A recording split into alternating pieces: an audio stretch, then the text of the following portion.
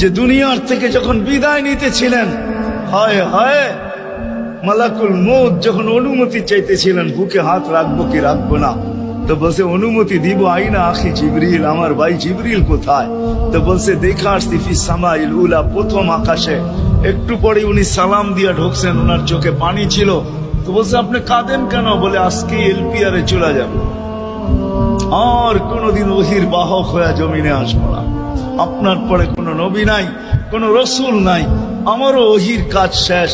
ওহির সুবাদে কখনো কখনো নৈকট্যময় জায়গায় চলে যেতাম, আজ থেকে আর যাওয়া হবে না। আমার চোখে পানি। দীর্ঘ ১.৫ লক্ষ নবী, ৩১৩ জন রসুলের কাছে আমি নিয়ে আসছি। আজকে শেষ দিন, এই জন্য চোখে পানি। তো উনি উল্টা প্রশ্ন করছেন, আপনার চোখে পানি কেন? জিবরিল, মালাকুল মউত দাঁড়ায় আছে, অনুমতি চাইতেছে বুকে হাত দেওয়ার জন্য। এখনো এক প্রশ্ন বাকি। বলছে সেটা কি?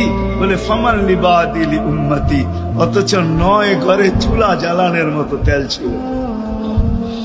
খাওয়া তো দূরের কথা, বাতি জ্বালানোর তেল ছিল না। আম্মা জান আয়েশা রাদিয়াল্লাহু তাআলা আনহা বলেন, যদি তেল থাকতো তো খিদার তাড়না এতটুক ছিল, আগে তেল পান করে নিতাম। হাদিস উঠায় দেখেন, লেখা আছে ৯ ঘর ছিল, ৯ ঘর।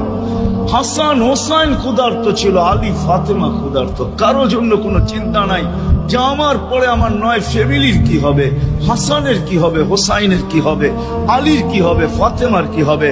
যেই সময় চাইতেছেন ওই সময় বলতেছে জিবরিল, আমার পরে উম্মতকে কে দেখা রাখবে? লানত আমাদের জিন্দগির, লানত আমাদের জিন্দগির উপরে। এমন জিন্দগির থেকে জমিন ফাইটা মরা যাওয়া উচিত। আমি তো মাঝে মাঝে বলি আমাদের জমিনটা উল্টে যাওয়া উচিত, যে মৃত্যু সময় বলতেছে আমার উম্মতকে কে দেখা রাখবে। জিবরিল ছুটা গেছেন, ছুটে আসছেন, আল্লাহ জবাব পাঠাইছেন, লা আতরুকু উম্মাতাকা ফারদা ওয়ালা ওয়াহদা। বন্ধু চলে আসেন, আপনার উম্মতকে আমি দেখা রাখবো, আমি দেখা রাখবো। হায় হায়, সবাইকে সালাম দিছেন একবার বা দুইবার, সবার দুরুদ পড়ছেন তো আল্লাহ একবার বা দুইবার, সালাম পড়ছেন কোন নবী রসুলের উপরে একবার কি দুইবার।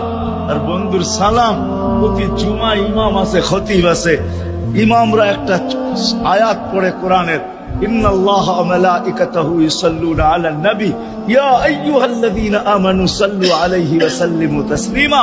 এই আয়াত আমাকে অনেক কিছু বোঝায়। ইমাম ওলামারা, আলেম ওলামারা বলবে এই আয়াতে আমাদেরকে দুরূদ পড়ার হুকুম দিছেন, আমিও বলবো দুরূদ পড়ার হুকুম দিছেন। কিন্তু আমার প্রশ্ন আছে এখানে, আমার প্রশ্ন, আল্লাহ আমাদেরকে পড়তে বলতেছেন, ঠিক আছে, আমরা কয়দিনই থাকবো আর কয়দিনই পড়বো? একদিন তো আমরা মারা যাবো, তো আপনার বন্ধুর উপরে দুরূদ কে পড়বে? আল্লাহ বলে, বেওকুফ, দেখোস না ফেরেশতাদের নাম নিছি, ফেরেশতারা পড়বে। আমি যদি আল্লাহকে উল্টা প্রশ্ন করি, একদিন তো ফেরেশতাও থাকবে না, মালাকুল মউত মারা যাবে। আপনি আরশের নিচে লিখেই রাখছেন, ইন্নী কাতাবতুল মাউত আলা মান তাহতা আরশি আল্লাযী হাইলা ইয়ামুত ফাহুয়া ফাওকা আরশি। আমার আরশের উপরে যে সে চিরঞ্জীব, যে নিচে আছে তাকে মৃত্যুর স্বাদ পান করতে হবে। একদিন তো ফেরেশতা মরে যাবে, আমাদের নবীজির উপরে দুরূদ কে পড়বে? আল্লাহ বলে, গন্ড মূর্খ, তুই দেখোস না প্রথম আমার নামটা আল্লাহ লেখা আছে, ইন্নাল্লাহা, আমি আল্লাহ পড়তে থাকবো, আমি আল্লাহ চিরঞ্জীব, আমার বন্ধুর দুরূদ কখনো বন্ধ হইতে দেই না আর দিব না।